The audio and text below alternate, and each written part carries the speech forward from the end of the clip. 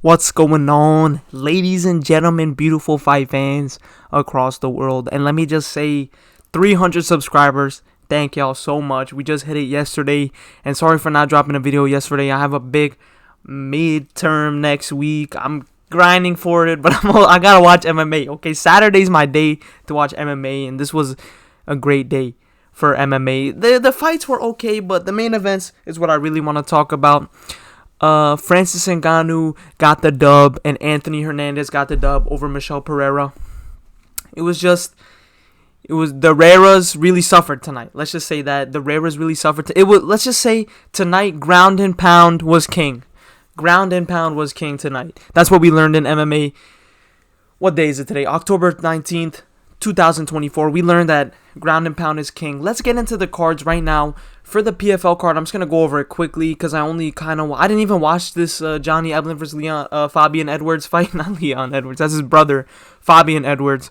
But I think Johnny Eblen was kind of getting exposed by Fabian Edwards, I think a lot of people were saying it was sort of like a robbery, or towards the end of the fight, Johnny Eblen was kind of like he was being whacked towards the end of the fight. I don't know. I didn't watch it. But Johnny Eblen, just bring him to the UFC, I guess. But do I think he'll get far in the middleweight division? No. I think Anthony Hernandez or Michel Pereira that fought tonight would destroy Johnny Eblen. But yeah, we don't really I don't want to talk about it, Edwards right now or Johnny Eblen. Cyborg versus Pacheco. This was actually a half decent fight. It was okay, but they were actually like throwing damaging kicks and punches the entire fight. They were both cut up. They were both bleeding. It was a war. I was watching it bits and pieces here because I had to take the doggy on a walk and stuff like that. But it was a decent scrap for a WMMA co-main event. Better than anything I've seen in the UFC in a while. Let's just say that. But yeah. But let's get into the real topic of discussion. Francis Ngannou versus, I forgot his name. I think Renan Ferreira. I think that's the dude's name. He's 6'8". He was way bigger than Ngannou. So the fight starts. They're both really respecting each other's power. They're not really throwing much. And then Francis and Ngannou, they each hit each other with leg kicks. Both powerful leg kicks. And then Renan Ferreira throws a kick, and Francis Ngannou just catches it and takes him down. Beautiful takedown. Holds him down for like a couple minutes, maybe 1 or 2 minutes. Completely holds him down. And then Renan Ferreira tries to get out by giving up his back, but that was a huge mistake because Francis Ngannou got off some of the nastiest ground and pound I've ever seen. He put Renan Ferreira out flat. He was out flat. I think the ref, Dan Mergliata, stopped it way too late. I think he could have stopped it way sooner, but I was happy to see Francis Ngannou win, man. His son died. Kobe. This was for Kobe. This W was for Kobe. And Renan Ferreira was kind of being insensitive towards Francis Ngannou to the build-up of this fight. I don't know. It wasn't, what he was saying wasn't good. Okay, it wasn't the most terrible thing you could say to Francis Ngannou, but it wasn't the best thing you could say. Let's just keep it at that. But it was just nice to see Francis. He also got a tattoo of Kobe in the arm. I'm pretty sure it was the same arm that he TKO'd Renan Ferreira with. So there's something you could talk about in one of your edits or something if any of you guys make TikTok edits.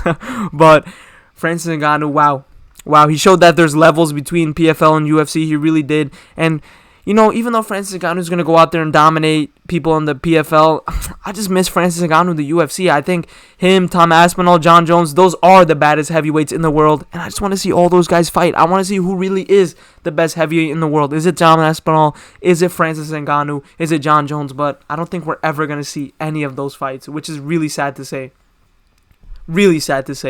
But that's it for the PFL card. Let's get into the UFC fight night. For the prelims, I'm just going to go through it quickly. Austin Lane versus Robelis Despain. Robelis Despain he does not know what to do on the ground at all. He's lost. He actually lost a smudge match to Austin Lane. Robelis Despain has been exposed. You're getting smudged by Austin Lane. You're cooked, my boy. You're cooked.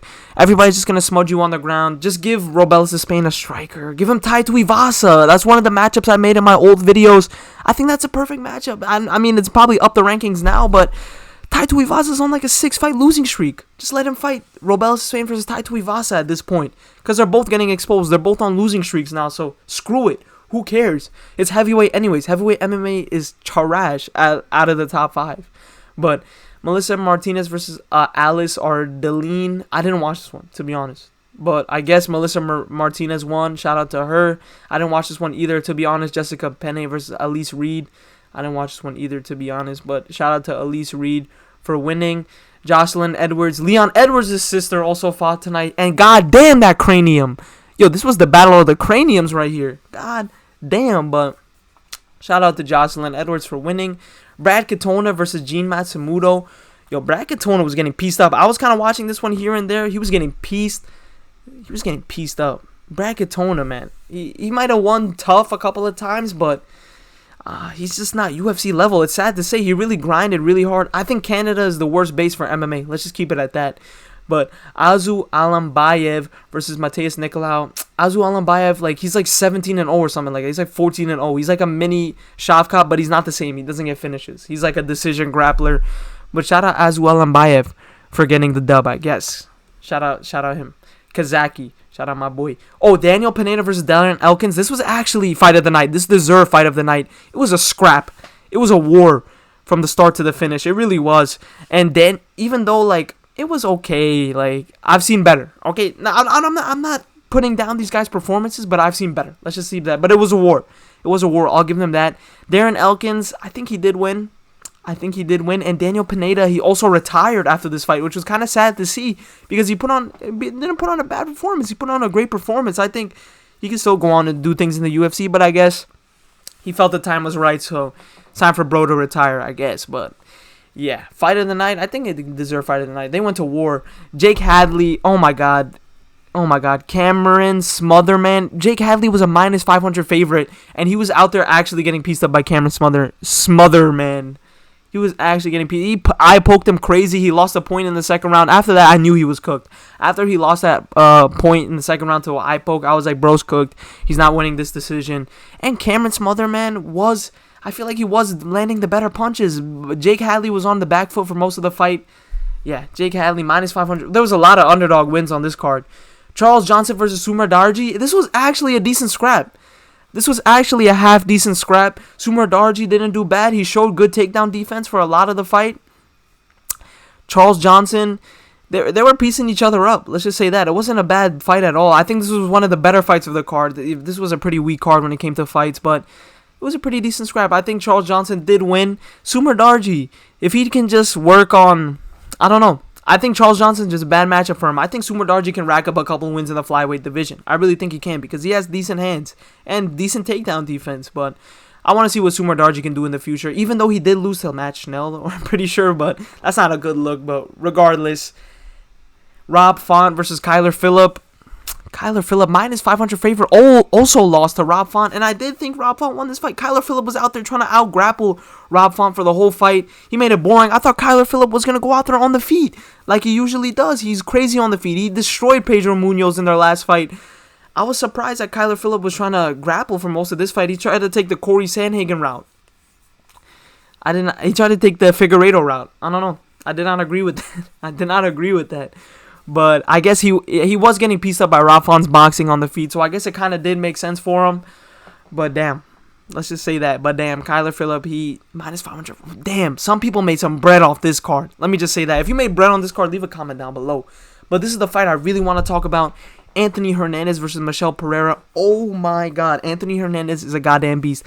You know what though?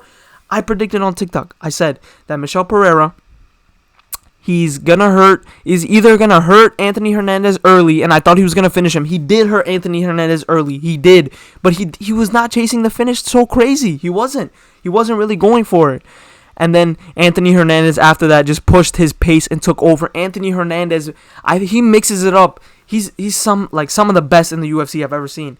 The punches, it's all disguised. His takedowns are like flawless. And even if he doesn't get the takedown, he's punching you up. He's going for the takedowns. He's pushing the pace. He's emoting on you.